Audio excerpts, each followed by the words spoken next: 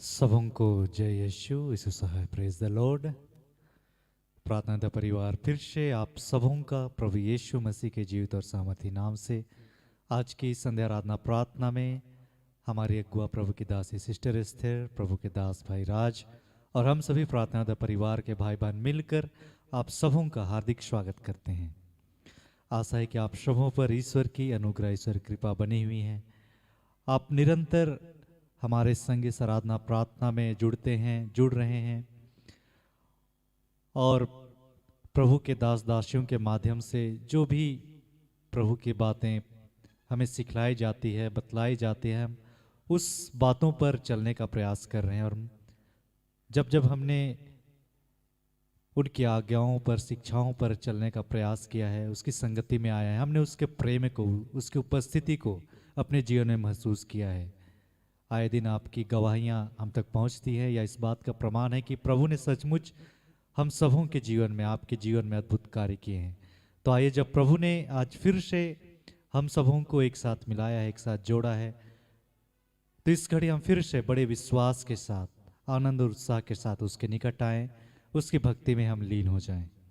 तो आज की इस संध्या आराधना प्रार्थना में आज आरंभिक प्रार्थना करेंगी बहन रश्मि। आराधना में आज हमारे सहयोग करेंगी बहन कीर्ति, बहन रश्मि, बहन मेरी। वचन पढ़ेंगी बहन कीर्ति। आज वचनों की उद्घोषणा और अंत विशेष आशीष की प्रार्थना होगी प्रभु के दास भाई राज के द्वारा। तो आइए, आप सभी जहाँ कहीं भी हैं, जो ऑनलाइन जुड़े हैं, हम इस समय को पूर्णतः प्रभु को समर्पित करें। अपने मन को, अपने हृदय को अपने सृष्टिकर्ता ईश्वर की स्तुति, उसकी महिमा के लिए तैयार करें। धन्यवाद।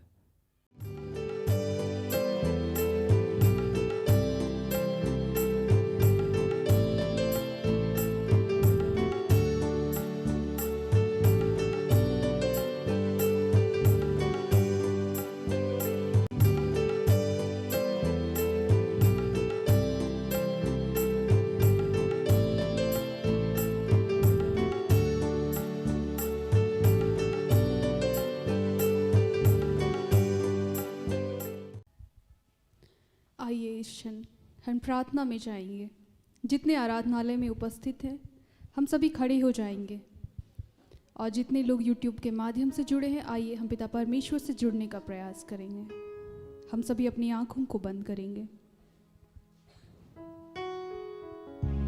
धन्यवाद, धन्यवाद हे जीवित महान सामर्थ्य पिता परमेश्वर प्रभु, हम आपका धन्यवाद करते हैं पिता।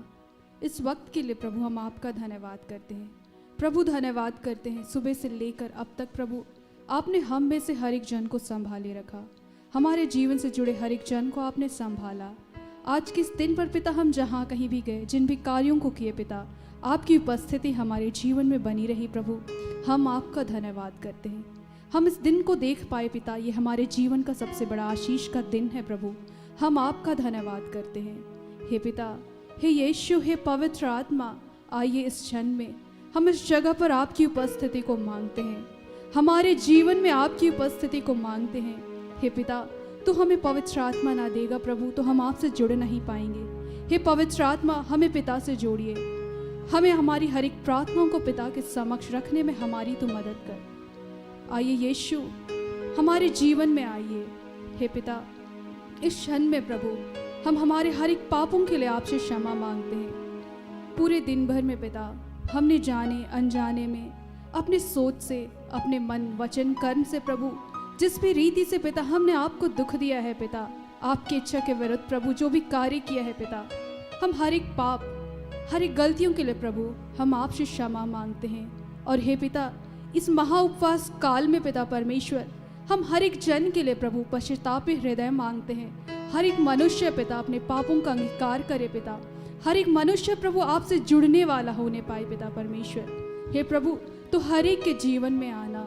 हे पिता, इस क्षण में हर एक इंटरनेट लाइट की बातों को आपके हाथों समर्पित करते हैं पिता। इस क्षण जब हम आपसे आराधना प्रार्थना के लिए आपके समक्ष आए हैं प्रभु, हम में से हर एक जन का नियंत्रण पिता हम आपके हाथों में देते हैं प्रभु, तो हमारे बीच में उपस्थित हो। हे पिता परमेश्वर, इस क्षण जितने आपके बच्चे जिन भी प्रार्थनाओं को लेकर आपके समक्ष आए हैं प्रभु, उनकी प्रार्थनाओं को हे पिता हम आपके हाथों में समर्पित करते हैं। हे प्रभु, तो हमारे मांगने से पहले हमारी हर एक ज़रूरतों को जानता है पिता, और तो उसे पूर्ण करता है। प्रभु हम आपका धन्यवाद करते हैं। हम आपसे क्या मांगे हे पिता, हम आपसे स्वर्गीय आशीष को मांगते हैं प्रभु। दुनिया की बाकी चीज़ें तो पिता तू हमें यूं ही दे देता है। पिता हम आपका धन्यवाद करते हैं हे प्रभु। फिर से पिता जितने आपके बच्चे आपके समक्ष आए हैं, जो आपसे जुड़े हैं पिता, हर एक जन का नियंत्रण प्रभु हम आपके हाथों में देते हैं। हर एक की प्रार्थनाओं को प्रभु हम आपको चढ़ाते हैं और मांगते हैं हर एक प्रार्थना यीशु के नाम से। इन्हें दया से सुनो, स्वर्ग के राज्य में ग्रहण कर, आमीन।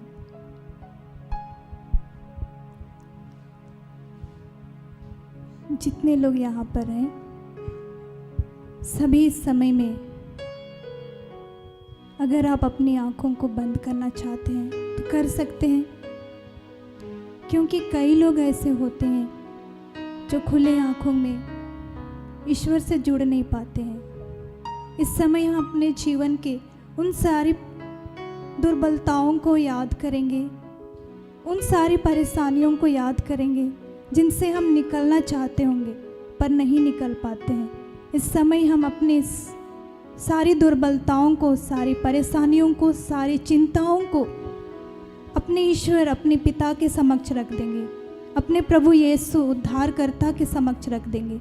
उनसे कहेंगे, प्रभु हम अपनी दुर्बलताओं से भागकर कहाँ जाएंगे, इस संसार से भागकर कहाँ जाएंगे। प्रभु आपके पास जीवन मिलता है, आप हमारे जीवन के रचयिता हैं, आपने हमें बनाया है, आपने हमें सजाया है, संवारा है। हमारे जीवन को अपनी सामर्थ्य से भर दीजिए, अपनी शक्ति से भर दीजिए। आइए इस गीत को हम एक साथ गाएंगे।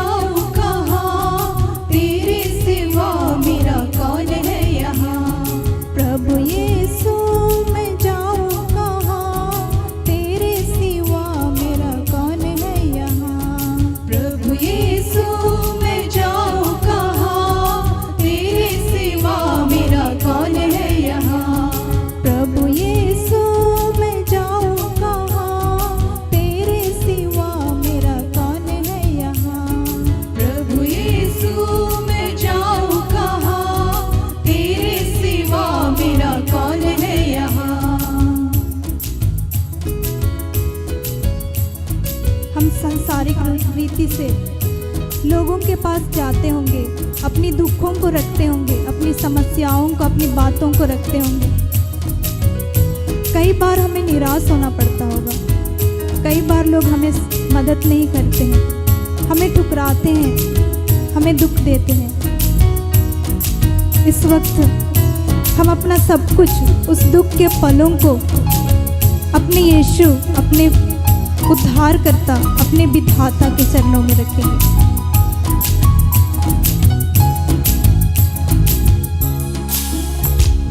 दाता तू ही, त्राता तू ही विधाता आसरा यहाँ। दाता तू ही, त्राता तू ही विधाता आसरा यहाँ। दाता तू ही, त्राता तू ही विधाता आसरा यहाँ। दाता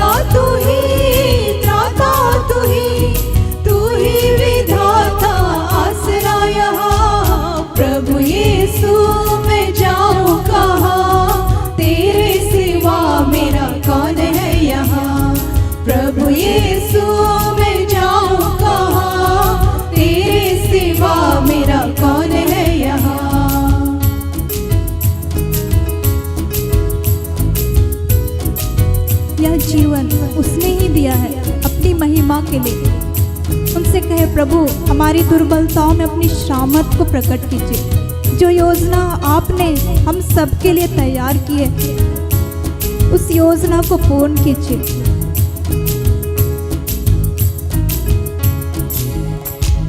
तन मन मेरा तूने दिया, सर्वस्व मेरा लाई हूँ यहाँ। तन मन मेरा तूने दिया, सर्वस्व मेरा लाई हूँ यहाँ। तन मन मेरा तूने दिया, सर्वस्व मेरा लाई हूँ यहाँ। तन मन मेरा तूने दिया, सर्वस्व मेरा लाई हूँ यहाँ। प्रभु यीशु मैं जाऊँ कहाँ, तेरे सिवा मेरा कौन है यहाँ। प्रभु यीशु मैं जाऊँ कहाँ, तेरे सिवा मेरा कौन है यहाँ।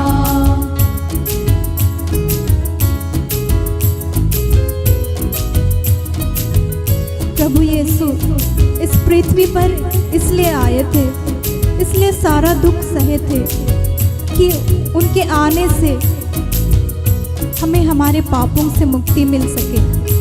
उनके दुख सहने से हम अपने रोगों से मुक्त हो सके, हम अपनी बीमारियों से परेशानियों से मुक्त हो सके।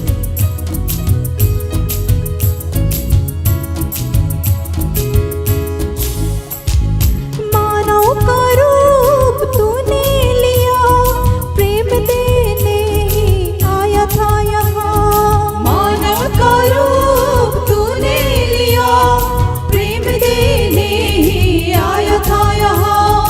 मानव का रूप तूने लिया, प्रेम देने ही आया था यहाँ। मानव का रूप तूने लिया, प्रेम देने ही आया था यहाँ। प्रभु यीशु मैं जाऊँ कहाँ, तेरे सिवा मेरा कौन है यहाँ। प्रभु यीशु मैं जाऊँ कहाँ, तेरे सिवा मेरा कौन है यहाँ।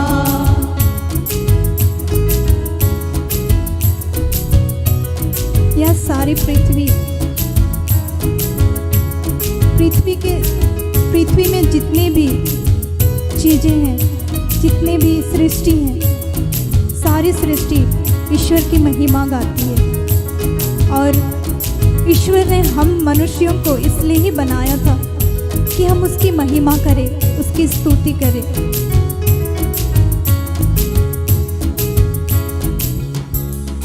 तू महान है, सर्वशक्तिमान है, गाती है जमीन गाता आसमान। तू महान है, सर्वशक्तिमान है, गाती है जमीन गाता आसमान। तू महान है, सर्वशक्तिमान है, गाती है जमीन गाता आसमान। तू महान है, सर्वशक्तिमान है, गाती है जमीन गाता आसमान। प्रभु यीशु मैं जाऊँ कहाँ, तेरे सिवा मेरा कौन है यहाँ। प्रभु यीशु मैं जाऊँ कहाँ, तेरे सिवा मेरा कौन है यहाँ। प्रभु यीशु मैं जाऊँ कहाँ, तेरे सिवा मेरा कौन है यहाँ। तेरे सिवा मेरा कौन है यहाँ। तेरे सिवा मेरा कौन है यहाँ।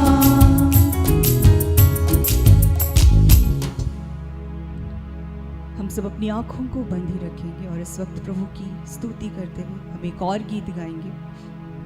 हम अपनी आँखों को बंद रखेंगे, अपने हाथों को खुला छोड़ेंगे। इस वक्त हम फिर से ईश्वर के सामने गिड़गिड़ाएंगे, प्रार्थना करेंगे कि हे प्रभु आज मुझे शुद्ध कर, मुझे पवित्र कर, मुझे सिखा कि मैं आपके मार्ग पे पूरी ईमानदारी से चल सकूं। हे प्रभु आपने निरंतर हमारी प्रार्थना को सुना है। जब जब हमने आपका आत्मा को आपसे मांगा है, आपने हमें दिया है। तो आज हम प्रार्थना करें कि हे प्रभु, जिस आत्मा को आपने हम सब को दिया है, हमें से एक एक जन को, वो आत्मा हम सब में क्रियाशील हो सके। हम प्रार्थना करें कि ये पवित्र आत्मा हमारे बीच आइए, हमारे अंदर आइए, हमारे हृदय में आइए, हमारे मन में आइए। जब जब वो नकारात्मक बातें हमारे मन में आए, वो सहायक हमारे साथ है। हम ना भूलें कि पवित्र आत्मा हमारे साथ है। हमने यीशु मसीह से उन्हें मांगा है, हमने पिता परमेश्वर से उन्हें मांगा है, तो ईश्वर ने हमें प्रदान किया है। तो आज हम ना भूलें कि पवित्र आत्मा, वो सहायक आत्मा हर वक्त हमारे साथ रहता है। हम उस पवित्र आत्मा को पुकारें, हम उनसे मदद मांगें और हम विश्वास करें कि हमारी प्रार्थना के द्वारा प्रभु हमें स्वतंत्र करेगा। आज हम देखें, आज हम समझें, आज हम सुने कि हम चुनाव किस बात का करते हैं। आइए हम प्रभु से प्रार्थना करें, प्रभु से क्षमा मांगे, प्रभु हमारी मदद कीजिए। आइए हम आराधना में आगे बढ़ेंगे।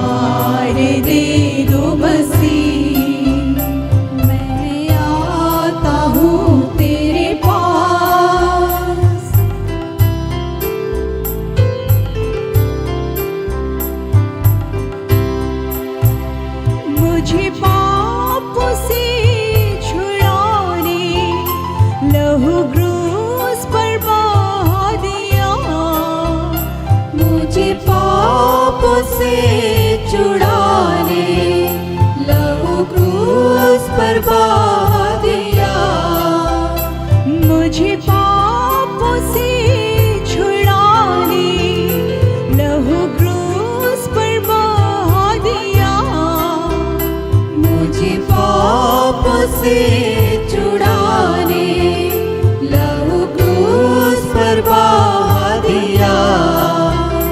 कितना गहरा प्यार किया, मैं भुला ना सकूंगा मसीह। कितना गहरा प्यार किया, मैं भुला न सकूंगा मसीह। मैं आता हूँ तेरे पास प्रभु यीशु मेरे मसीह। मेरे पापों के लिए ही उद्धार दे दो मसीह। मैं आता हूँ तेरे पास।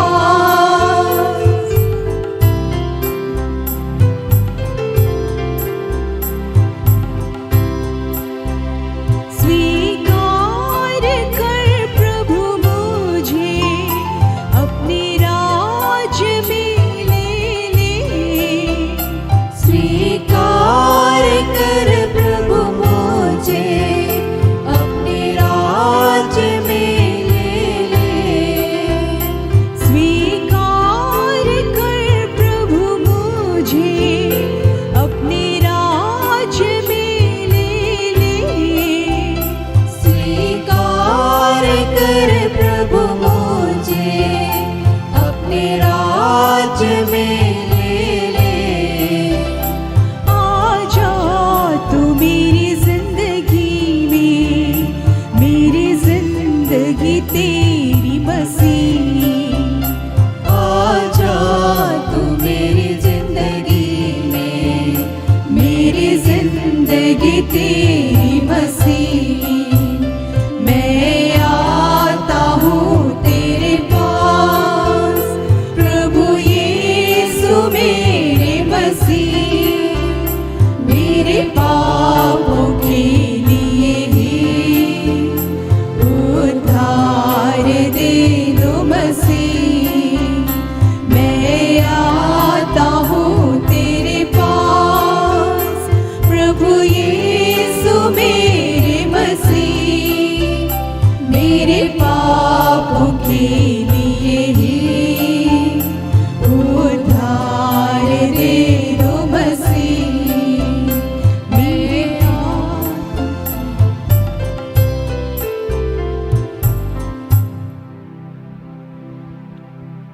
धन्यवाद प्रभु,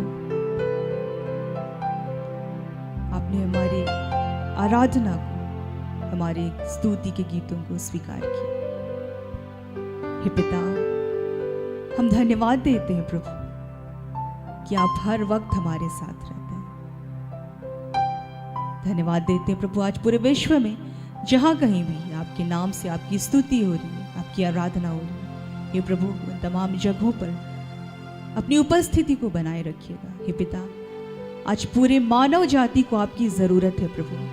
हे पिता, जितने लोग आज आप पर विश्वास नहीं करते, उन सबको आज विश्वास का वरदान देने की कृपा कीजिएगा। हे पिता, हम धन्यवाद देते हैं प्रभु ब्रदर राज के लिए, सिस्टर एस्थर के लिए, कि हे पिता आपने उन्हें हम सब के जीवन में दिया प्रभु, कि आपकी आत्मा के द्वारा प्रभु वे हमारी अगुवाई करें।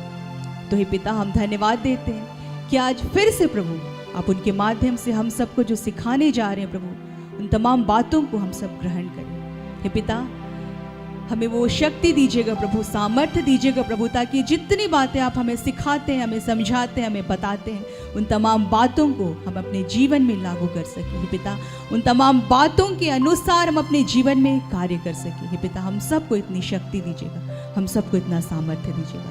धन्यवाद देते हैं प्रभु, फिर से आज की आराधना प्रार्थना को, वचन की उद्घोषणा को आपने सफल कर दिया प्रभु, हम आपको धन्यवाद देते हैं। पिता, हम धन्यवाद देते हैं कि आपने हम सबको फिर से नए अभिषेक से आज भरा है प्रभु। हर एक बातों के लिए फिर से आपको धन्यवाद देते हैं पिता, और इस प्रार्थना को हम आपके बेटे उद्धार करते यीशु मसीह के नाम से मांग लेते हैं। दया से सुनिए और स्वर्ग के राज्य में ग्रहण कीजिए। आमीन। यहाँ के लिए आज का जो ठहराया गया वचन है वह हमें मिलता है संत मत्ती का सुसमाचार अध्याय 5 पद संख्या 30, जिसमें ऐसा लिखता है, और यदि तुम्हारा दाहिना हाथ तुम्हारे लिए पाप का कारण बनता है तो उसे काट कर फेंक दो। अच्छा यही है कि तुम्हारे अंगों में से एक नष्ट हो जाए, किंतु तुम्हारा सारा शरीर नरक में ना जाए। यहाँ तक यह प्रभु की वाणी है। ईश्वर को धन्यवाद।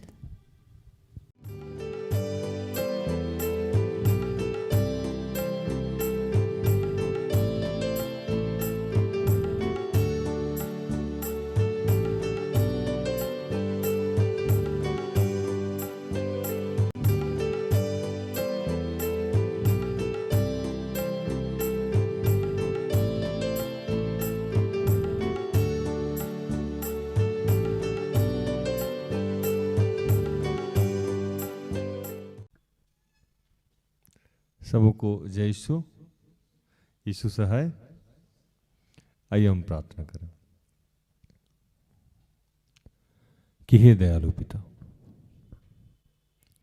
हे स्वर्ग और पृथ्वी के सृजनहार, हे हम सबके रचयिता, तेरा धन्यवाद करते हैं आज के सुंदर और आशीषित दिन के लिए जो तूने एक नए अध्याय के रूप में हमारे जीवन से जोड़ दिया।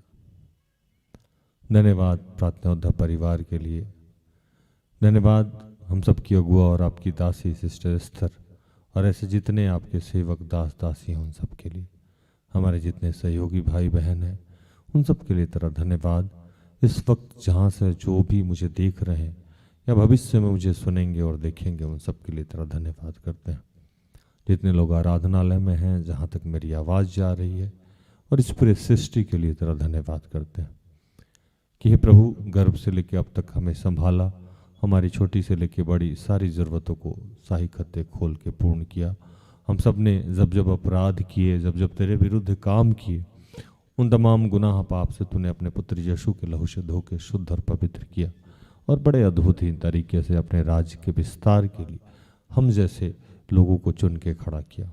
पिता, आज भी तू जानता है कि हम निरंतर वही करते हैं जो नहीं करना चाहिए। इसके बावजूद भी यीशु के लहू के द्वारा, यीशु के मृत्यु होने के द्वारा, उन्हें पुनरुत्थान के द्वारा, उनके कोड़े खाने के द्वारा हमारे अंदर यह सामर्थ्य आता है, शक्ति आता है कि आज हम फिर यीशु के नाम से यहाँ खड़े हैं। तो आइए पिता पुत्र पवित्र आत्मा वचन को सुनने और सुनाने में हमारी मदद कीजिए। जो भी डिस्टर्बेंस की बातें हैं, जो भी रुकावट की बातें हैं, जो भी दुख की बातें हैं, जो भी अशांति की बातें हैं, जो भी हीनता की बातें हैं, वो सब यीशु के नाम से समाप्त करते हैं। धन्यवाद किया प्रार्थना प्रभु यीशु के जीवित और पवित्र नाम से मांगते हैं। दया से सुनो और स्वर्ग के राज में ग्रहण कर। आमीन। आज जो प्रभु वचन दिया वो हमें मत्ती 5:30 इसमें ऐसा लिखा है कि यदि तेरा दाहिना हाथ तुझे ठोकर खिलाए तो उसे काट कर फेंक दे, क्योंकि तेरे लिए यह भला हो कि तेरे अंगों में से एक नष्ट हो जाए और तेरा सारा शरीर नरक में डाल दिया जाए। साधारण भाषा में लोगों को ये समझ में आएगा कि प्रभु ये कह रहे हैं कि अगर इस हाथ के माध्यम से हम पाप करते हैं और बार बार करते हैं, क्योंकि यीशु के नाम के द्वारा हमें क्षमा दान मिलता है, इसके बावजूद भी यीशु ने कहा कि यह काट डालो। जबकि यीशु बहुत विनम्र स्वभाव के थे, विनम्रता उन्हीं से शुरू होता है। बहुत प्यारे, बहुत सहनशील, क्षमा की भरपूरी उनमें पाई जाती है। उनके नाम से हमें क्षमा दान मिल जाता है। इसके बावजूद भी ये सब जानते हुए भी उन्होंने ये कहा था कि तेरे शरीर के द्वारा, तेरे शरीर के किसी भी अंग के द्वारा अगर पाप होता है और आप इससे मुक्ति नहीं पा रहे, आप इसे काट डालिए। इसके पीछे बहुत सारा भेद है। काट डालने का मतलब क्या होता है, कि इतने सख्त शब्दों का यीशु ने प्रयोग क्यों किया था? क्योंकि वो जानते हैं कि सृष्टि में जो भी चीज़ें हैं, जितनी भी चीज़ें हैं, उसमें से जो विशेष और महत्वपूर्ण जो है वो इंसान है। विशेष और महत्वपूर्ण, उसने एक वचन में कहा, जब यशाया नबी को आप पढ़ेंगे तो यशाया 43:4 में एक वचन लिखा हुआ है कि तू मेरी दृष्टि में अनमोल है। क्या है? अनमोल है, बहुमूल्य है, कीमती है ना। और उस वचन को पढ़िए भूषण भाई। तू मेरी दृष्टि में अनमोल है, बहुमूल्य है, कीमती है, और मैं तुम्हारे बदले में। यशाया नबी का ग्रंथ अध्याय 43 वचन संख्या 4।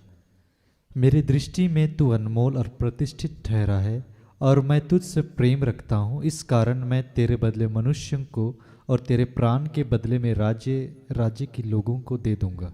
हालेलुया। कहते हैं यशाया नबी के ग्रंथ में इस बात का प्रकाशन पहले से हो गया था कि ईश्वर के दृष्टि में आप इतने बहुमूल्य हैं, इतने कीमती हैं कि एक मनुष्य को वो कुर्बान कर देगा। और वो मनुष्य कौन था? तो यीशु थे, जो मनुष्य रूप धारण करके पृथ्वी पे आए थे, कि वो अपने इकलौते पुत्र को भी कुर्बान करने से नहीं माना।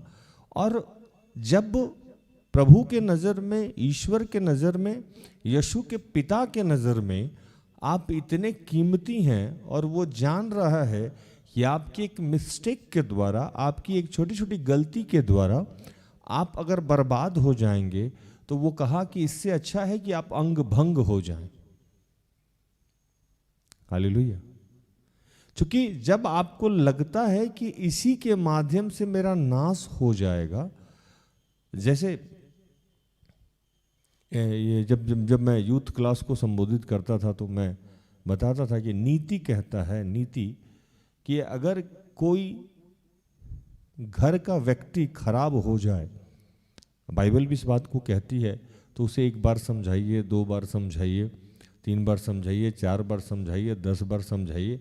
अगर वो नहीं समझता है और उसकी वजह से सारा घर अगर बर्बाद हो जाए, तो उसे घर से अलग कर दीजिए। नीति ये कहता है कि किसी एक घर के जला देने से, मिटा देने से अगर पूरा गांव बच जाए, तो उस घर को मिटा देना चाहिए। किसी एक गांव को मिटा देने से अगर पूरा शहर बच जाए, तो उस शहर को कर देना चाहिए, मिटा देना चाहिए। और किसी एक शहर को मिटा देने से अगर पूरा राज्य बच जाए, तो उस शहर को मिटा देना चाहिए। आपने देखा होगा हमारे यहाँ एक बहुत केस आता रहता है हमेशा कि भैया डॉक्टर ने कहा है कि हाथ काट दें या पैर काट दें। क्यों काट दें? तो वो घाव हो गया है और घाव काफ़ी दिनों से ठीक नहीं हो रहा। और अब कह रहा है कि डॉक्टर कि अगर इसको नहीं काटा गया तो क्या होगा कि आपका पूरे शरीर में ये घाव फैल जाएगा और अंत में आप मर जाएंगे। जब संसारिक डॉक्टर ये जानता है कि आपकी संसारिक मृत्यु हो जाएगी और शरीर समाप्त हो जाएगा, तो उसके लिए वो कहता है कि अंग को काट डालिए। और मैंने कितने केसेस यहाँ पे देख रखे हैं कि जो आते हैं, पहले थोड़ा हड्डी काटा गया पैर का, फिर थोड़ा और काटा गया, फिर थोड़ा और काटा गया। जब वो बीमारी, वो मवाद फैलता हुआ ऊपर जाने लगता है, तो हड्डी को काटता काटता काटता काटता और अंत तक काटा जाता है। ऐसे केसेस मैंने कितने सारे देखे हैं, सुने हैं, यहाँ आए। जब संसारिक डॉक्टर ये राय दे रहा है, तो वो जो आत्मिक रूप से जिसने हमारा निर्माण किया है, हमें बनाया, वो ये राय दे रहा है। तो वो राय इसलिए दे रहा है कि हमारी आत्मिक मृत्यु ना हो जाए। हम बार बार वही काम कर रहे हैं। कभी कभी मैं अपने जीवन को झांकता हूं। जैसे इन दिनों मैं 1-2 दिनों से बहुत दुखी था। मुझे लगता था कि मुझे ये काम नहीं करना चाहिए और मैं कर बैठता हूं। मुझे ऐसा नहीं करना चाहिए और मैं कर बैठता हूं। और मैं परेशान हो जाता हूं कि मुझसे ये ऐसा हुआ क्यों।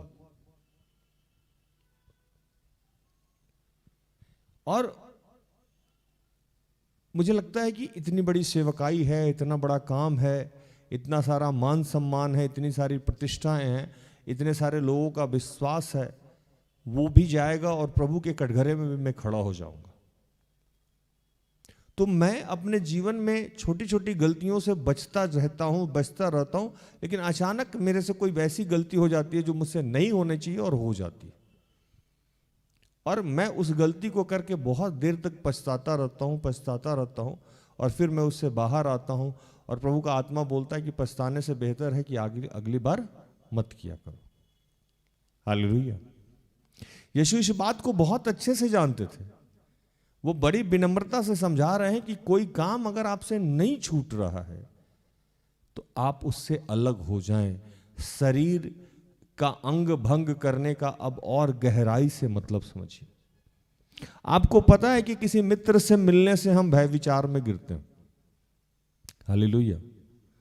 तो आप पहले लड़िए, खूब लड़िए। लड़ने का मतलब झगड़ा करने की बात नहीं कह रहे हैं, अपने शारीरिक चीजों से लड़िए, और अंत में जब आप देखें कि विजय प्राप्त नहीं हो रहा है तो क्या करना चाहिए भूषण भाई? उससे रिश्ता तोड़ देना चाहिए आपको। हालेलुया। क्योंकि उसकी वजह से आप बर्बाद होने वाले हैं। उसकी वजह से आप क्या होने वाले हैं? बर्बाद होने वाले हैं, और आपका सर्वस्व जाने वाला है।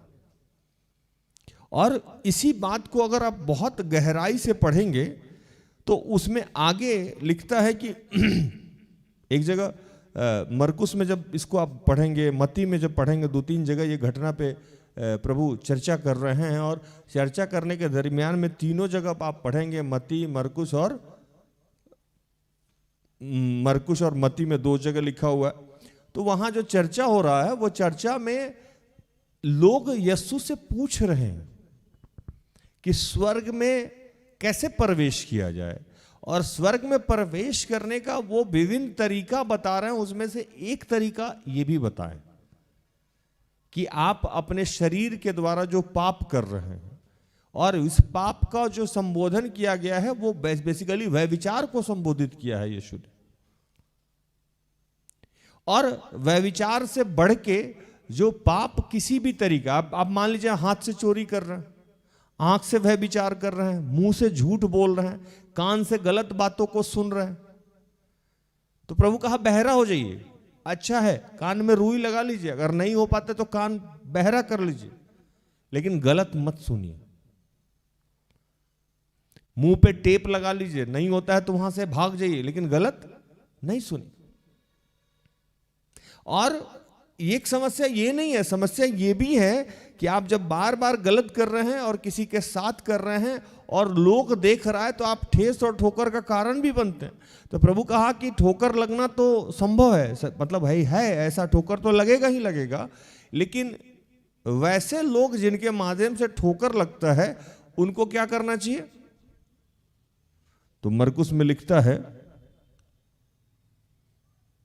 कि ऐसे लोगों का क्या करना चाहिए भूषण भाई?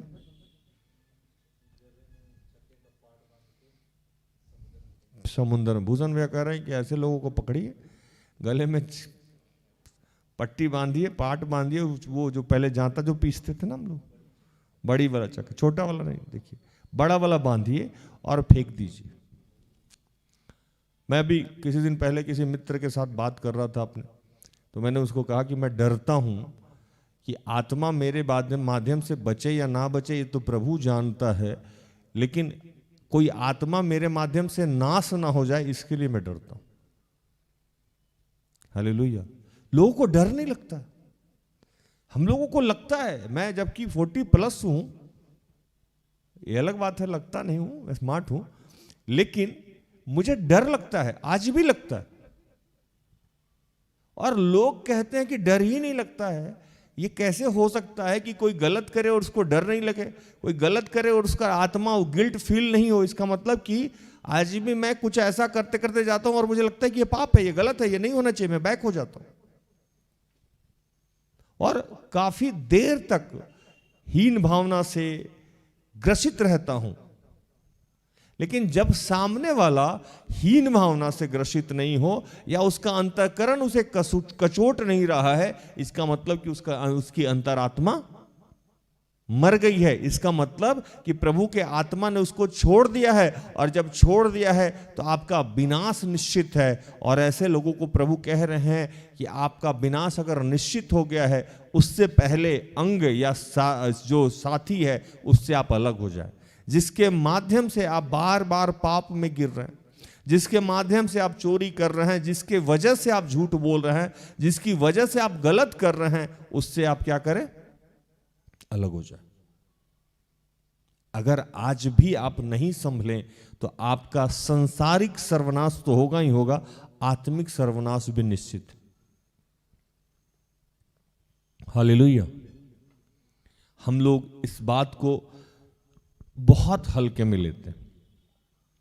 हम लोगों को लगता है कि हमारे समाज में पाप करेंगे, विशेषकर मैं क्रिश्चियन लोगों को संबोधित कर रहा हूं, क्योंकि बाकी लोगों को तो ये जानकारी बहुत कम है कि यीशु के नाम से पाप मुक्ति हो जाती है, और ये लोग अभी नए नए जानते हैं या विश्वास नहीं करते हैं, या उनको ये बात की जानकारी नहीं।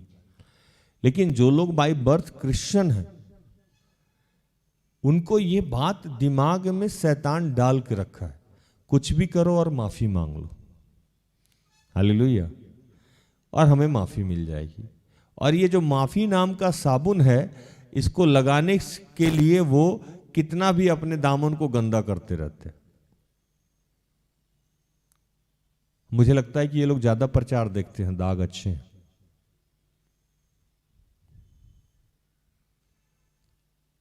दाग अच्छे नहीं है।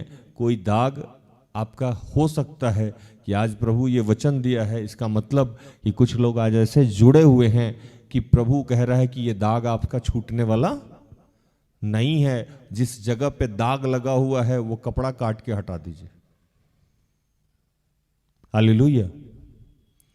मैं ऐसे कितने लोगों को जानता हूं जो संभल के भी नहीं संभले और उनका नाश हो गया। और नाश स्वर्ग में क्या होता है ये तो किसी को नहीं पता है। जो प्रभु के दास गए हैं, या जो स्वर्गदूत हैं, या यीशु हैं, या पिता ईश्वर है, यही लोग जानता है। लेकिन नीचे जिनका विनाश हो गया, उन लोगों के बारे में तो हम लोग जानते हैं ना, हाँ या नहीं? जानते हैं। सबसे बड़ा कैरेक्टर जिसको आप लोग हमेशा से जानते हैं, लेकिन उसका दूसरा पहलू आप लोग नहीं जानते। हम लोग प्रार्थना करते हैं कि प्रभु हमें सुलेमान की तरह बुद्धि देना, ज्ञान देना, विवेक देना। लेकिन कभी ये आप जाने हैं कि सुलेमान का अंत में क्या हुआ है? हालेलुया।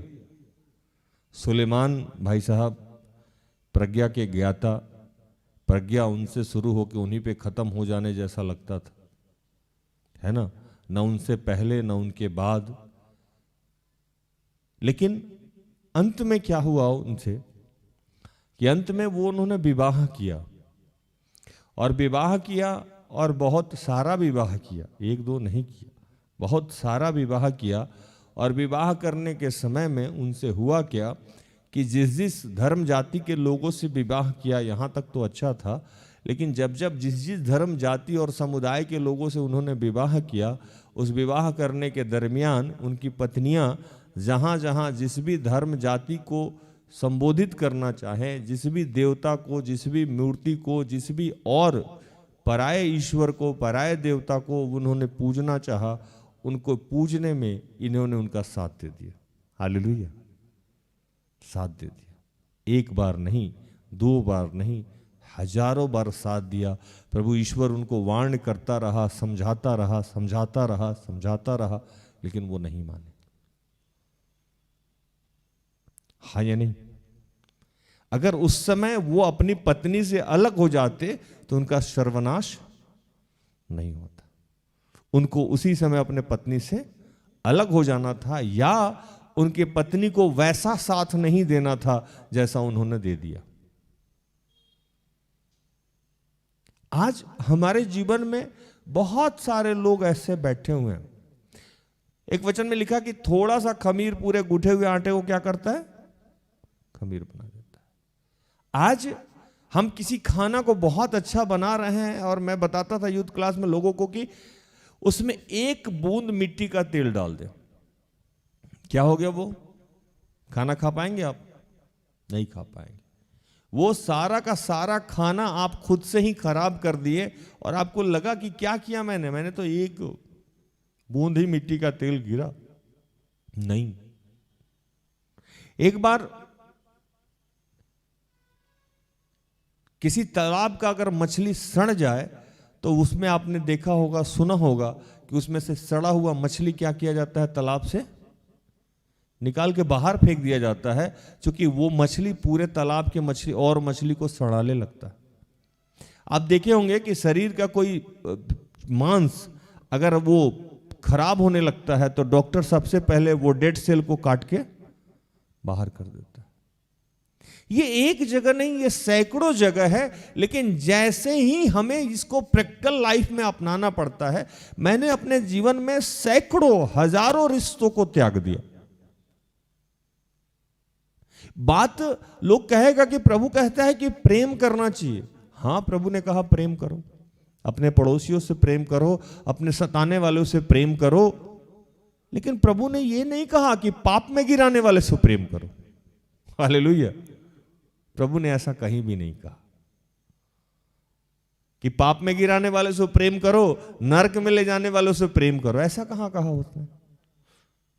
उसने कहा सबसे प्रेम करो। लेकिन अगर आपको लग जाए कि इसी इंसान के माध्यम से मेरा नरक तय है, इसी इंसान के माध्यम से मेरी सांसारिक मृत्यु तय है, और आत्मिक मृत्यु तो तय है ही है। सांसारिक मृत्यु कैसे तय है? कोई आदमी मेरे जीवन में आए और मुझे ऐसा ऐसा ज्ञान दे, शिक्षा दे और प्रार्थना योद्धा को धराशायी कर दे, और फिर भी मैं उसके साथ संलिप्त रहूं, उसके साथ जीवन व्यतीत करता रहूं, तो मुझसे बड़ा मूर्ख पूरे पृथ्वी पे कोई नहीं होगा। ये संसारिक मृत्यु है कि नहीं? मैं कोई पढ़ाई पढ़ रहा हूं, मैं नौकरी की तैयारी कर रहा हूं, कोई ऐसा मित्र है मुझे रात भर फोन कर रहा है, ट्विटर पे फोन कर रहा है, ट्विटर पे चैट कर रहा है, व्हाट्सएप पे चैट कर रहा है, मुझे सारा दिन पढ़ाई से अलग कर रहा है, और फिर भी मैं उसके साथ जुड़ा हुआ हूं, ये जानते हुए कि ये मेरे गोल से डाइवर्ट कर देगा, मेरा कैरियर चौपट कर देगा, फिर भी आप उससे साथ जुड़े हुए हैं। आप मूर्ख ही हैं ना? हाँ कि ना? कोई आदमी, आप दुबला होने पे लगे हुए हैं, कोई आदमी रोज आपको मीठा खिला रहा है, रोज उसी से जाके मिल रहा है और कह रहे हैं दुबले नहीं हो रहे।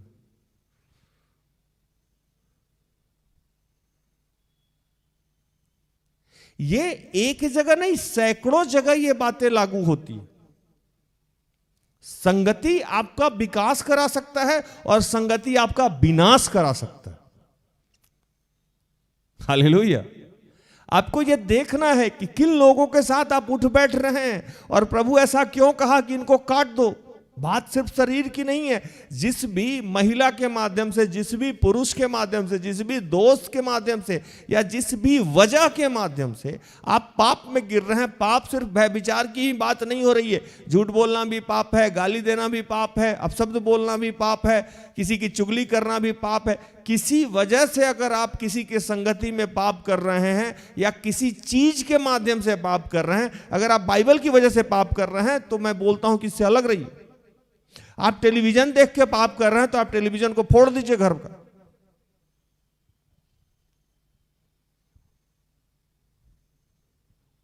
है ना? कोई मैगजीन है जिसमें अश्लील चीजें हैं जो बार बार आपसे बर्दाश्त नहीं होता, उसको फाड़ के फेंक दीजिए। कोई मित्र है जो आपको पढ़ने नहीं दे रहा है, आपको विकसित नहीं होने जा रहा है, उसके फोन को ब्लॉक लिस्ट में डालिए, काम खत्म कीजिए। रिजेक्ट लिस्ट में डालिए। और भी कोई लिस्ट आता है? नहीं आता। रिजेक्ट लिस्ट में डालिए।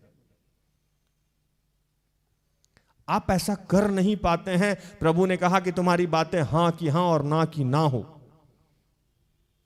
अगर किसी आदमी के माध्यम से आपका विनाश हो रहा है, तो आपको उसको ना बोलना होगा, वहां पड़ोसी प्रेम नहीं दिखाना होगा, बिल्कुल भी नहीं दिखाना होगा। आज इस पुलपिट से मैं प्रचार कर रहा हूं। आपने बाइबल का एक ही पहलू देखा था, दूसरा तो आपने सुना ही नहीं। जो गलत है वो गलत है, वो मानना होगा आपको। इस महा उपवास काल में यह समझना होगा कि क्या गलत और क्या सही है, किसके माध्यम से आपका आत्मिक विनाश हो जा रहा है। और इस गहराई को समझने के लिए आपको बाइबल पढ़ना चाहिए, नया नियम को आपको समझना चाहिए। नहीं समझ में आता है तो वैसे आदमी से मिले जिनको पवित्र आत्मा का अभिषेक है, वो और गहराई से आपको समझाएगा। आज एक हस्बैंड वाइफ आया मेरे पास, मुझसे कहने लगे कि प्रार्थना कर दीजिए कि मेरे बेटे का विवाह नहीं हो। मैंने कहा अद्भुत, आज लोग आता है और कहता है कि प्रार्थना कर दीजिए कि विवाह हो जाएगा, और ये भाई कह रहे हैं कि प्रार्थना कर दीजिए कि विवाह नहीं हो जाएगा। मैंने कहा मामला क्या है? मेरा बेटा जॉब में है, वो किसी लड़की से मोहब्बत कर बैठा है। मैंने कहा अच्छी बात है, मोहब्बत में कहां बुराई है, इश्क इबादत है ना, प्रेम ही ईश्वर है। जब भी मैं यहां सामने गाड़ी पार्क करता हूं, जितना सिमडेगा तुरपा से बस आता है, सब पे लिखा रहता है ईश्वर प्रेम है। हमको लगता है कि सिमडेगा तुरपा वाले के बस पे ज्यादा ही ईश्वरीय प्रेम लिखा, ईश्वर प्रेम है ना? क्या भाई लोग सही बोल रहे हैं? सब बस अभी भी गाड़ी बारिश हो रही थी, हम पार्क देखा बगल से निकला, प्रेम ही ईश्वर है, ईश्वर ही प्रेम है। और जैसे ही प्रेम को कहते हैं तो प्रेम पाप हो जाता है। इसका मतलब कि जो प्रेम हम लोग जानते हैं वो प्रेम आप लोग नहीं करते, आप लोग पाप वाला प्रेम करते। ईश्वर प्रेम है और आप कहते हैं कि प्रेम पाप है, तो प्रेम और ईश्वर दोनों एक नहीं है। तो इसका मतलब आपका प्रेम अलग है और ईश्वर का प्रेम अलग है। हालेलुया। वो दोनों हस्बैंड वाइफ मुझसे कहने लगा, मैंने गहराई में समझने का प्रयास किया तो पता लगा कि वो बच्ची गैर विश्वासी परिवार से है और वो विवाह करना चाहती है। उसके बच्चे को बोली कि अगर तुम हमसे शादी नहीं करोगे हम सुसाइड कर लेंगे। सुसाइड का मतलब समझते हैं ना आप लोग? अपनी इच्छा से अपना जान दे देना, सुसाइड। मैंने कहा आपको दिक्कत क्या है? उन्होंने कहा गैर विश्वासी है, किसी और जाति का नाम लिया उन्होंने। मैंने कहा यही एक आधार है? बोलने लगी हाँ। मैंने कहा यह गलत आधार है, ये आधार जो आप बता रही हैं गलत आधार है। कोई और आधार बताती तो मैं उसको एक्सप्लेन करता। अगर आप कह रहे हैं कि वो किसी और जाति से है इसलिए विवाह आप नहीं कर सकती हैं, ये गलत बात है। थोड़ा सा प्रचार यहां ध्यान से समझिएगा, नहीं तो स्किप करा देगा शैतान आपको।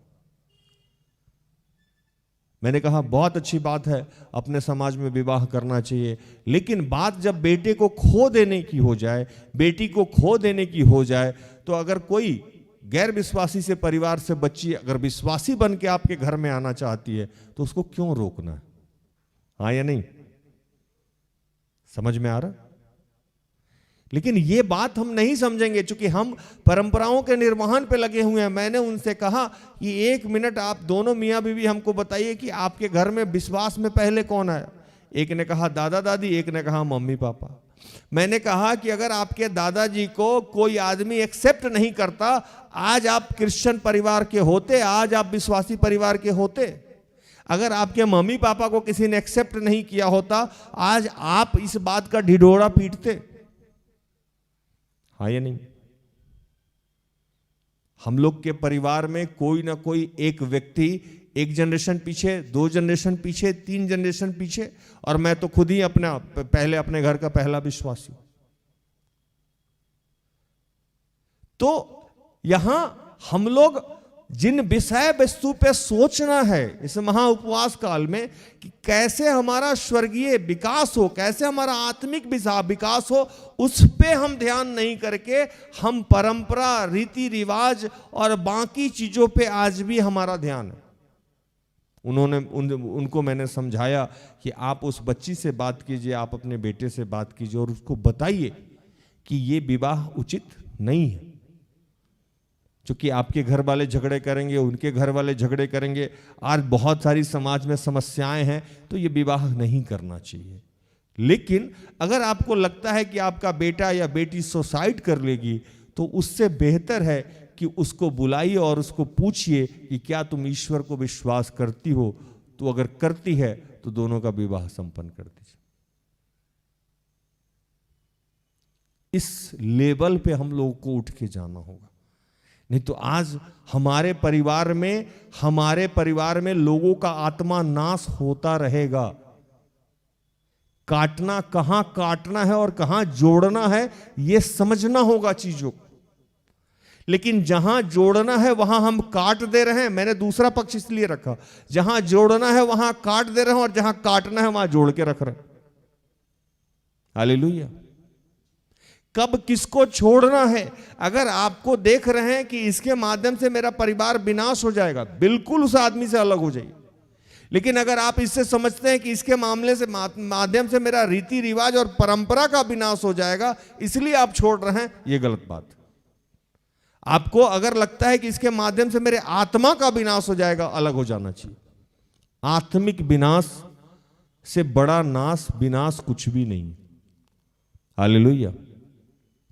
आत्मिक विनाश से बड़ा विनाश कुछ भी नहीं है। वचन में कहता है कि उनसे मत डरो जो तुम्हारे शरीर या धन या किसी चीज का नाश करते हैं, उनसे डरो जो तुम्हारे आत्मा और शरीर दोनों का नाश करते हैं। आज आपको देखना है कि आपके परिवार में, आपके जीवन में, आपके आसपास या आपकी वैसी आदतें कौन सी है जो आपको आत्मिक रूप से धीरे धीरे विनाश की तरफ ले जा रही है। आत्मिक रूप से आपके जीवन में दीमक लगा के रखी हुई है और वो दीमक धीरे धीरे आपको खोखला कर रही है। उन तमाम चीजों से प्रभु कह रहा, अपने आप को अलग कर लीजिए। थोड़ा सा सख्त होना भी जरूरी है।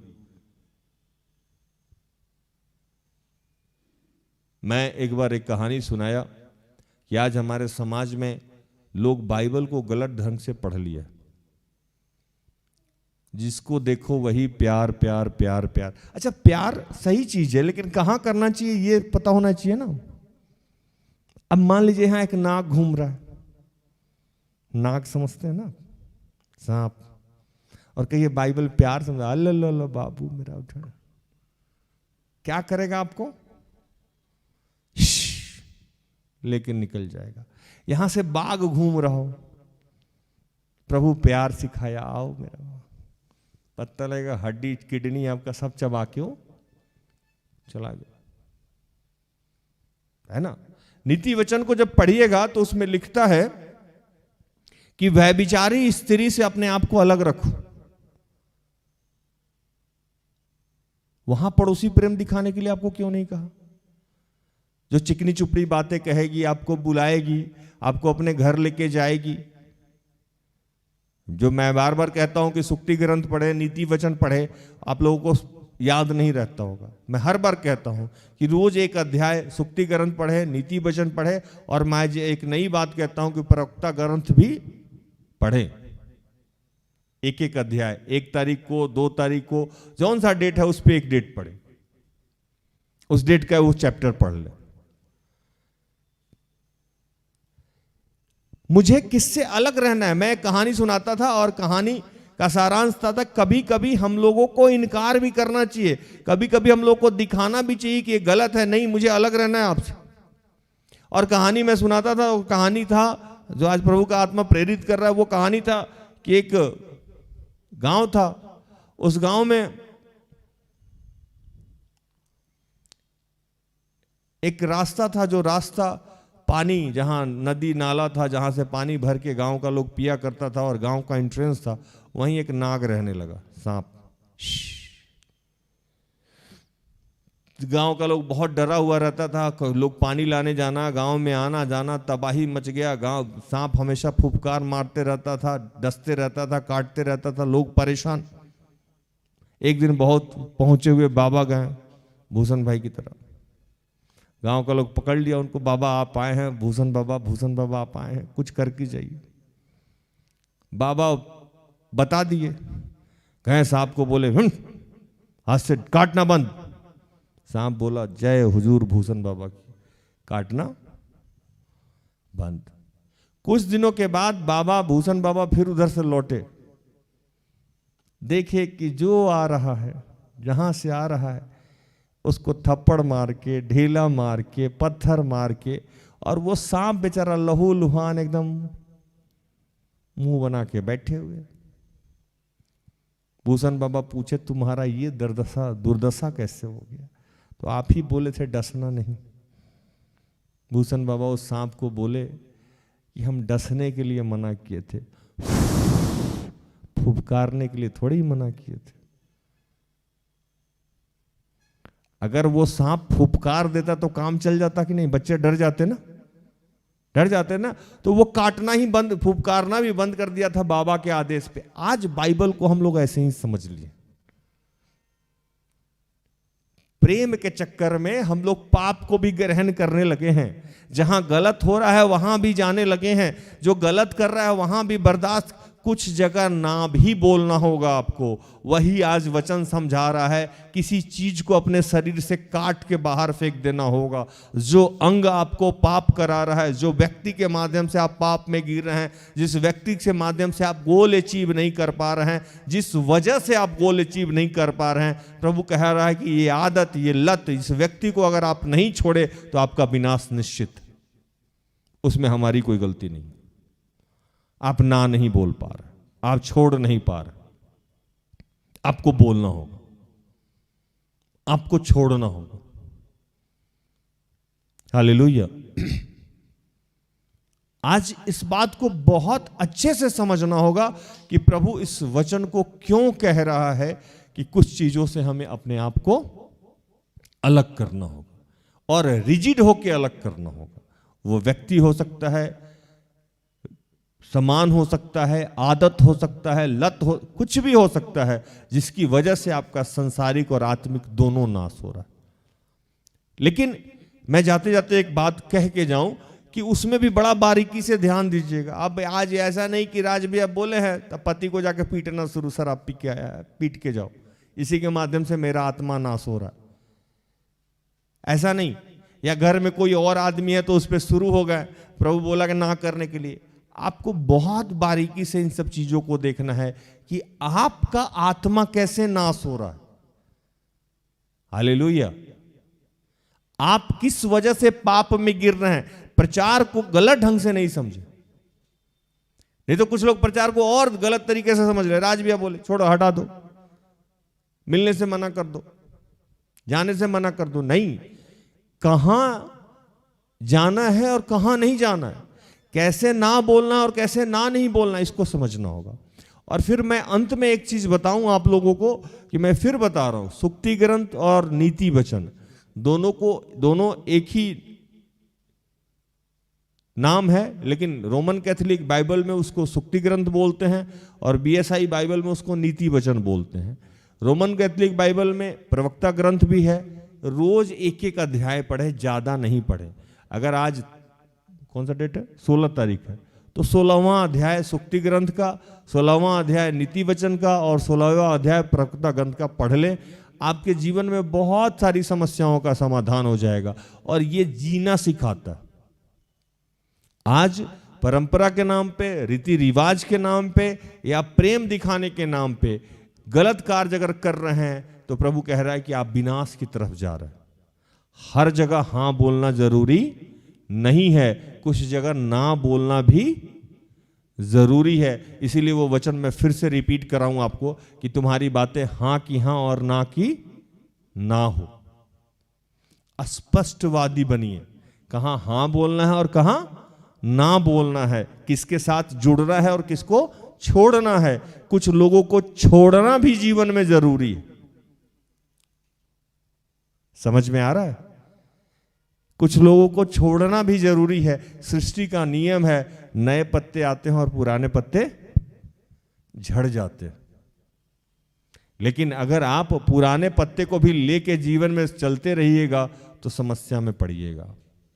इसीलिए प्रभु ने एक और वचन दिया था कि पुराने कपड़े पे नया पैबंद नहीं लगाते हैं, है ना, पुराने मटके में नया दाखरस नहीं डालते हैं। तो आपको इस वचन पे आज समझना होगा।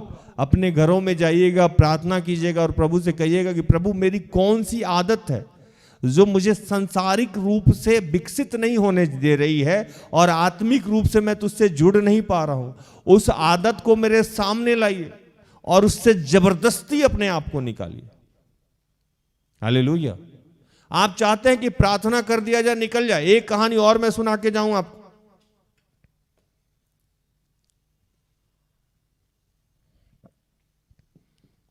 एक भाई थे, सिगरेट पीने के आदी थे।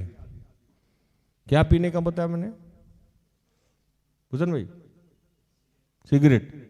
लगातार सिगरेट पीते थे और चेन स्मोकर थे। चेन स्मोकर उसको कहते हैं कि उंगली से एक सिगरेट निकालने से पहले दूसरा सिगरेट लगा लेना, मतलब चेन, उसी सिगरेट से उसी सिगरेट को जला लेना, सिगरेट बुझना नहीं चाहिए।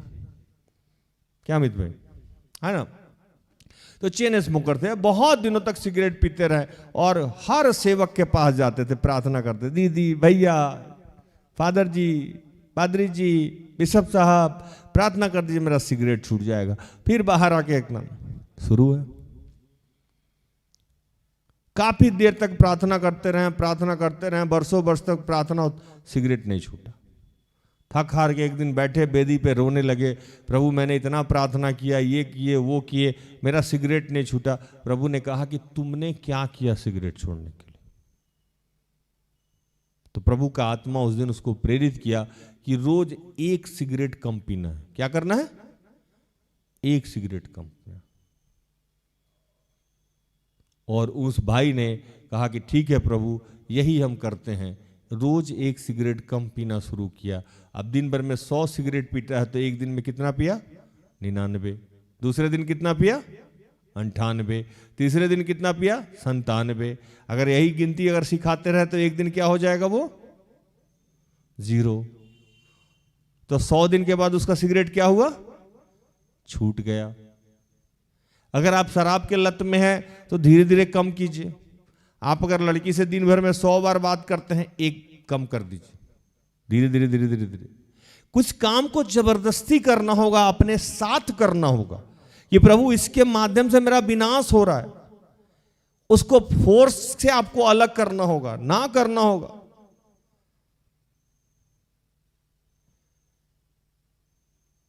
मैं अलग अलग तरीके, कुछ दिन पहले एक बच्चा आया मेरे पास, बोला भैया मेरे से नहीं हो पा रहा है, क्या करूं? मैंने कहा अपना फोन अपने मम्मी पापा को जमा कर दो। कहा हो जाएगा? मैंने कहा हो जाएगा। रात में ठीक 9:30 बजे के बाद अपना फोन अपने पापा मम्मी को जमा कर दो। वो फोन में उससे पापा मम्मी को जमा करवाना शुरू कर दिया।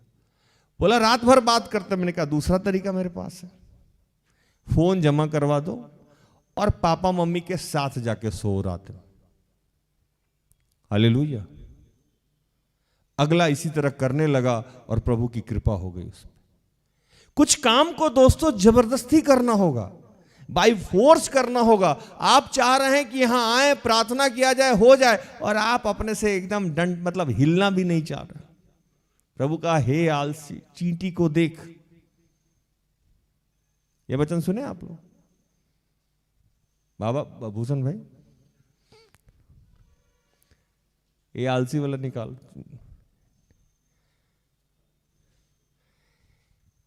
चींटी को देखो ना, उसका कोई सेनापति है ना कोई अध्यक्ष है, फिर भी वो बरसात आने से पहले संचय करता है, अपना सारा खाना पीने का सामान वो अंदर कर लेता है।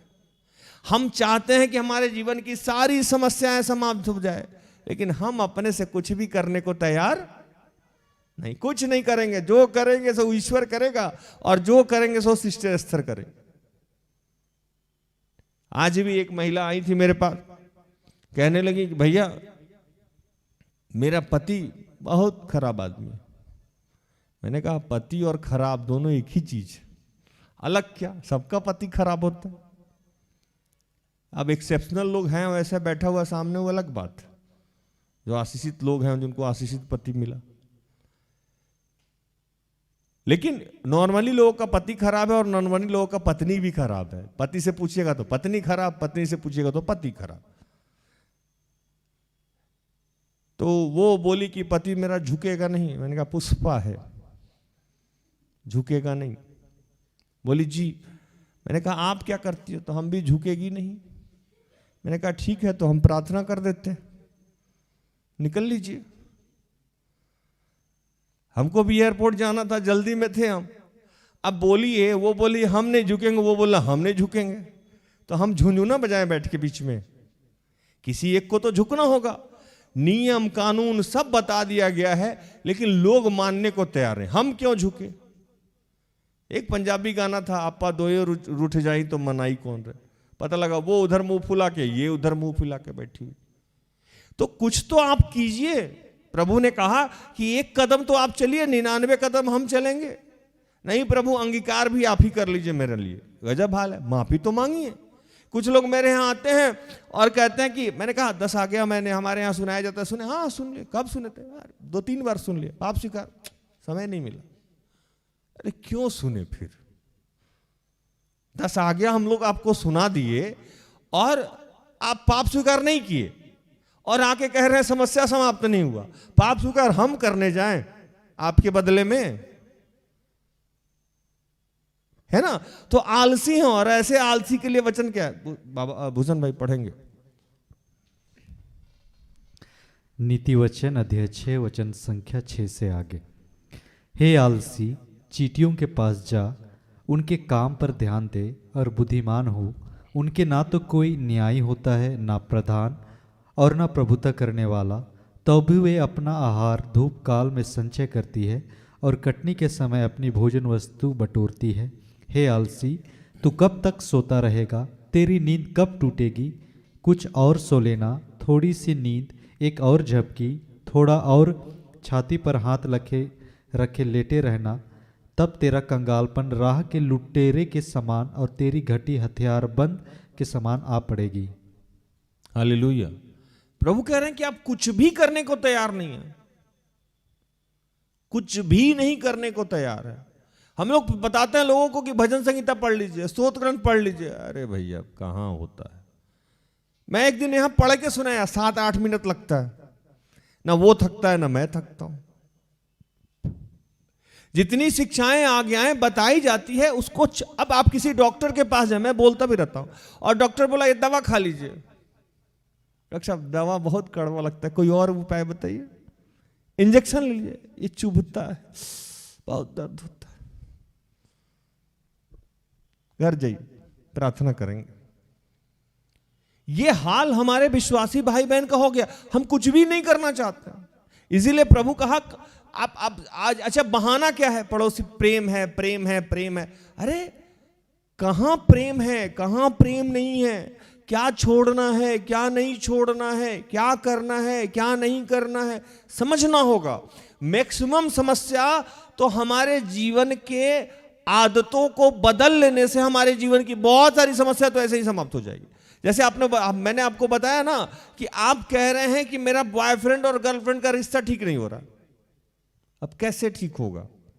आप सारा दिन वही सोच रहे हैं, फोन लेके इंतजार कर। अब फोन है इधर, गुड मॉर्निंग, अब देख भी रहे हैं मैसेज नहीं आया नहीं। फिर व्हाट्सएप में, अब नहाने गए, मैसेज आया नहीं। अरे good morning Honey, good morning, आया। क्या खाए जानू? अब इधर से फिर टाइप हो। आप आके मेरे पास आप प्रार्थना करा रहे हो कि प्रभु इससे मुक्ति मिल जाए। प्रभु बोला तुमको अपना फोन में ब्लॉक लिस्ट नहीं है, मैसेज हम करते हैं तुम्हारे बदले में जाके। क्या जरूरत है तुमको सुबह में उठ के गुड मॉर्निंग करने का? तुम गुड मॉर्निंग नहीं बोलोगे तो उसका गुड मॉर्निंग नहीं होगा, सूरज नहीं निकलेगा। प्रोफेसर साहब, निकलेगा कि नहीं निकलेगा? है ना? तुमको क्या जरूरत पड़ा हुआ है? तुम क्या खाए? अरे नहीं खाया होगा वो। इसके पहले खाता था कि नहीं खाता था? तुम्हारे जीवन में आने से पहले खाता था ना वो। और कहते हो कि हम भय विचार से निकलते कैसे? तुम जाके उस तालाब में खुद डूब रहे हो, और डूबने के बाद हमसे कहते हो भैया हाथ दीजिए, निकालिए हमको। कूदे तुम ही, सब कुछ तुम ही कर रहे हो, सारा दिन आप उसी के चक्कर में पड़े हो।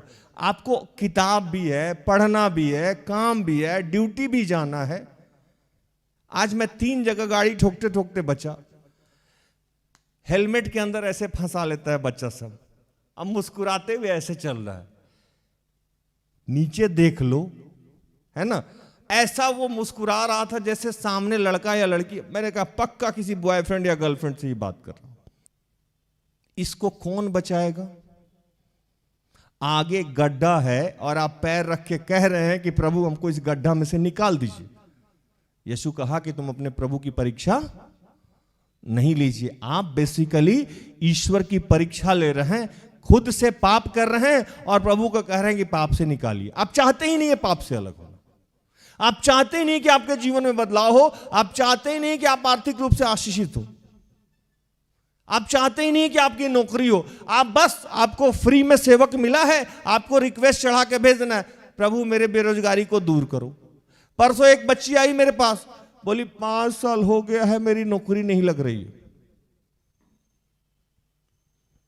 मैंने कहा बहुत दर्द है मुझे, क्योंकि हाथ में वचन जो मेरे आया हुआ था, सिस्टर इस्तर लिखी थी। कौन सा वचन पता है आपको? अभी जो भूषण भाई पढ़े वही वचन, हे आलसी। मैंने वचन को उलट दिया था, रिक्वेस्ट पढ़ा, वचन पढ़ा, मैंने उलट दिया। मैंने उससे पूछा बहन कितना देर पढ़ती हो? कैसे पढ़ेंगे भैया, सारा दिन तो चिंता रहता है कि मेरी नौकरी नहीं होगी, नौकरी नहीं होगी। इसमें हम डिप्रेशन में चले जाते हैं, किताब में मन नहीं लगता। मैंने कहा प्रार्थना कितना, बैठते ही याद आता है कि सब लोगों का जीवन कितना खुशहाल है। किसी का बॉयफ्रेंड है, किसी का कुछ है, किसी का घर बन गया, किसी का शादी हो गया, मेरा कुछ नहीं हो रहा। यही सोचते सोचते मेरा रात हो जाता है। मैंने कहा बहुत बढ़िया है, आइए हम प्रार्थना कर देते हैं। मैंने फोन किया, आवाज दिया, कीर्ति ले जाओ बेदी में, प्रार्थना करके छोड़ दो इनको। बताइए कैसे लगेगी नौकरी? आप एलिया नबी हैं कि पहाड़ पे प्रार्थना कीजिए बारिश होने लगेगी? हैं? आपको प्रभु बोल रहा है पढ़ लो पढ़ लो पढ़ लो, पढ़े नहीं, उसमें डिप्रेशन में बैठे हुए हैं कि दूसरे का नौकरी हो गया, मेरा हुआ नहीं। मैं बताऊं, मैं सुबह से रात तक, आज मेरी बेटी बहुत दिनों बाद मिली, बोली पापा उदास क्यों हो? मैंने कहा कितना कहानी सुनाओ बेटा, तुम खाओ घर जाओ। लोग अपने कर्तव्यों का निर्वहन बिल्कुल भी नहीं कर रहे हैं। इसीलिए प्रभु कह रहा है कि आप जिस माध्यम से पाप में गिर रहे हैं, जिस माध्यम से आपके जीवन में भविष्यवाणी पूरी नहीं हो रही है, जिस माध्यम से आपको चंगाई नहीं मिल रही है, वो माध्यम ढूंढिए और उसको काट के फेंक दीजिए, और देखिए कल के डेट में आप आशीषित हो जाएंगे। हालेलुया। आप कुछ अपना भी हाथ पैर चला लीजिए, प्रभु आपको आशीष दे देगा। आपके सारे समस्याओं से प्रभु कह रहा है कि मैं समाधान कर दूंगा। लेकिन जो आपका कर्तव्य है, जो आपका हिस्सा है, वो थोड़ा तो कर लीजिए। प्रभु 4 बजे सुबह में जगाता है, आप कंबल ढक के सो जाते। अब आप भात चढ़ा के, चावल बनाने, भात ही बोलते हैं आप लोग, भात चढ़ा दीजिए और मोबाइल पे चैट कीजिए, जा प्रभु जल गया खाना मेरा। अरे भाई खड़ा होके बना लो। एक चर्च में मैं प्रचार कर रहा था कि दूध उबालते समय लोग इधर उधर देखता है, बोलता है जा प्रभु दूध गिर गया। कुछ लोग तो बोलता है अशुभ होगा। दूध उबालते समय कहीं नहीं देखना है, आपको आगे देखना है, एकदम दूध नहीं गिरेगा। ये जीवन है, उबलता हुआ दूध है। जैसे ही आपका नजर दाएं से बाएं जाएगा, आपका आशीष शैतान चुरा के ले जाएगा, क्योंकि वो भेड़ की तरह, भेड़िया की तरह ढूंढ रहा है कि कब आपको खा के फाड़ के फेंक दें। माध्यम आप ही के अपने ही लोग होंगे जो आपको बर्बाद कर देंगे। इसलिए प्रभु कहा कि देखिए, आज सोचिए कहां से आपके आशीष, कहां से आपके नौकरी का प्रकाशन पूरा नहीं हो रहा है, कहां से आपके विवाह का प्रकाशन पूरा नहीं हो रहा है, कहां आप पाप में गिर रहे हैं, कहां आपकी आत्मा का बिना। हर दृष्टिकोण से आज आपको सोचना होगा क्यों आपको रुक रहा है। उस चीज को ढूंढिए और काट के जीवन से निकाल के फेंक दीजिए। संसारिक और आत्मिक दोनों रूप से प्रभु आज आपको आशीषित करेगा। प्रभु इन सारे वचनों से आप सबको और मुझे भी आशीषित करे। आमीन। आइए हम आखिरी प्रार्थना में जाएंगे।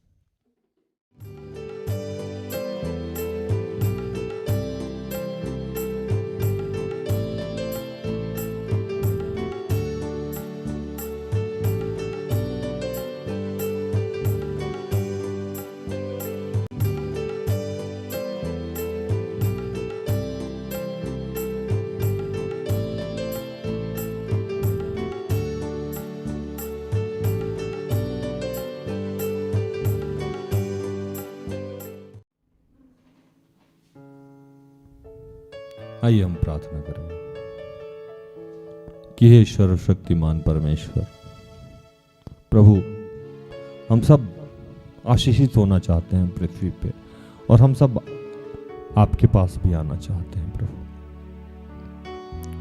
प्रभु,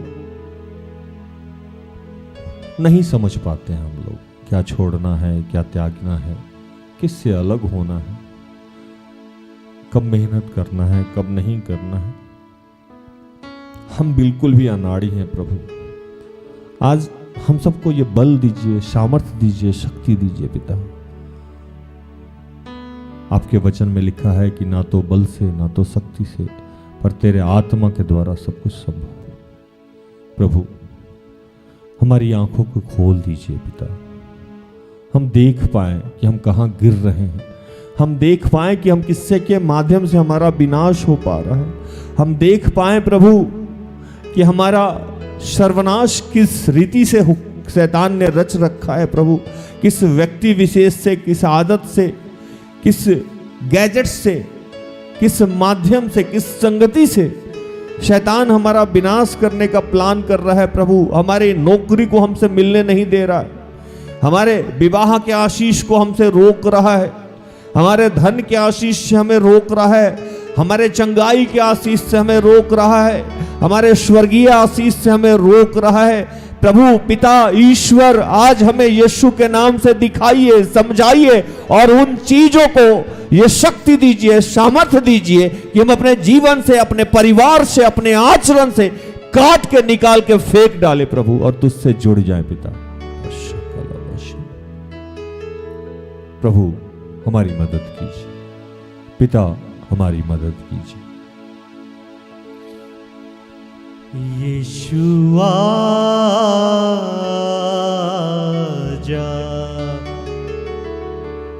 यीशु आजा।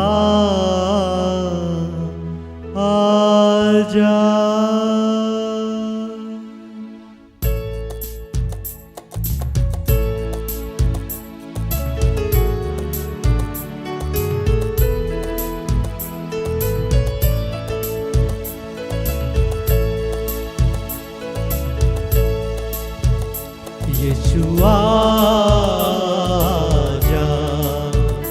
यीशु आजा, यीशु आजा,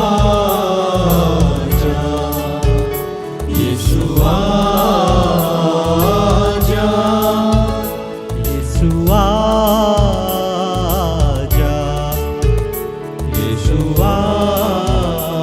आजा, यीशु आजा, यीशु आजा। जीवन देने वाले यीशु आजा, प्यार करने वाले यीशु आजा, जीवन देने वाले यीशु आजा, प्यार करने वाले यीशु आजा, यीशु आजा, यीशु आजा।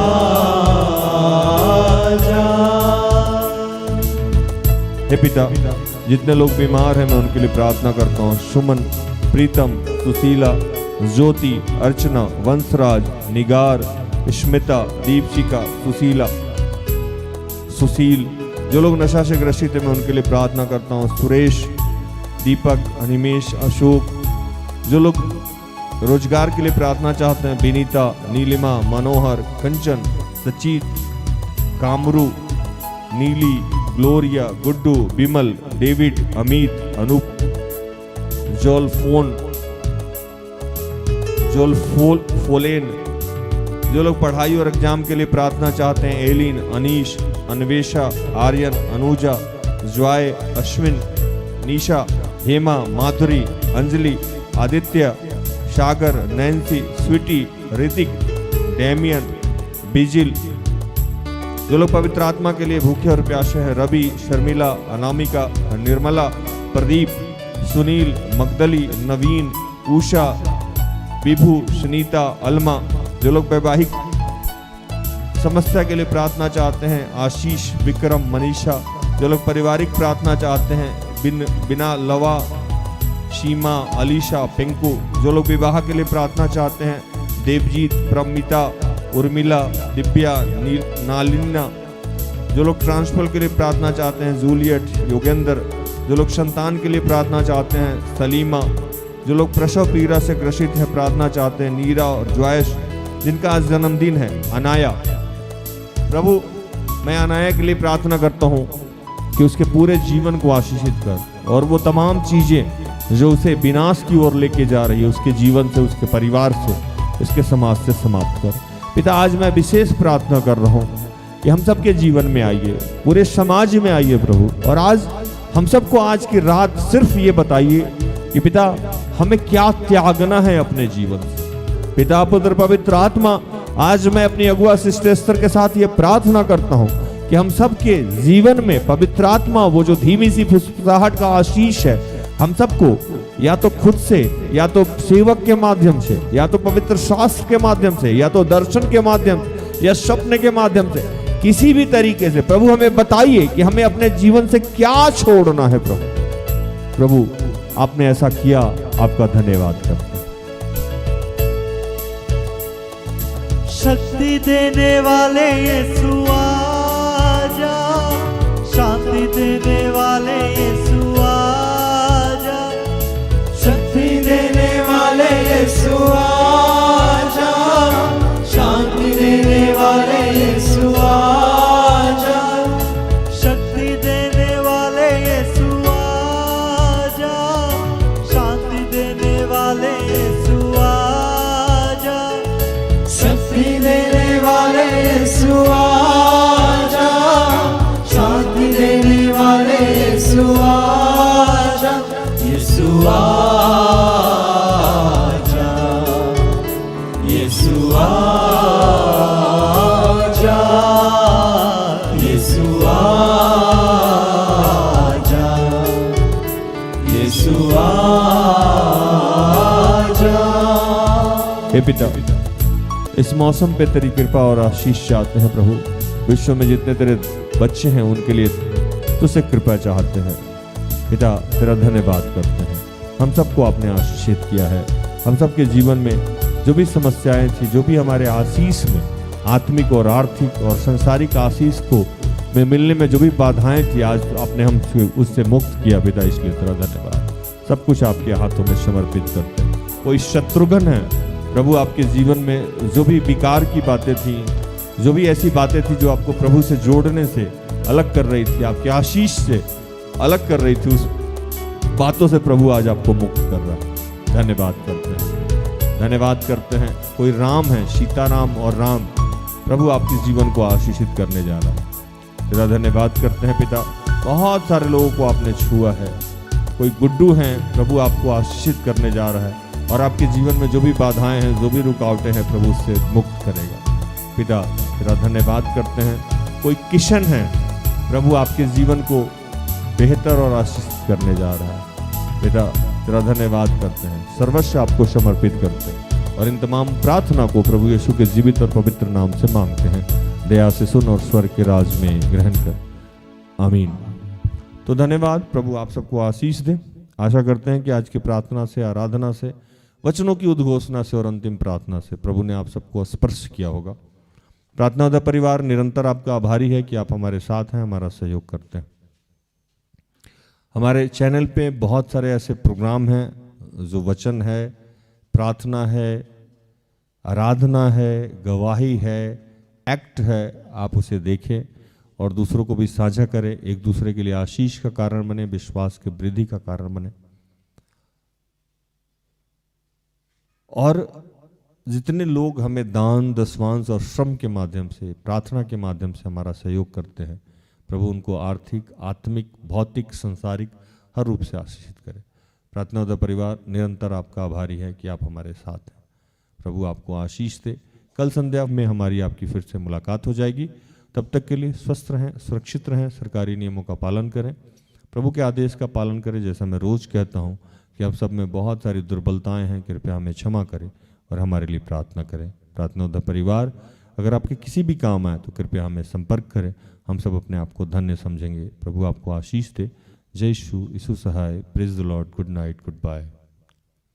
सारे दिल से सारे मन से तेरी आराधना मैं करूं, तेरी आराधना मैं करूं। सारे दिल से सारे मन से तेरी आराधना मैं करूं, तेरी आराधना मैं करूं। सारे दिल से सारे मन से तेरी आराधना मैं करूं, तेरी आराधना मैं करूं। सारे दिल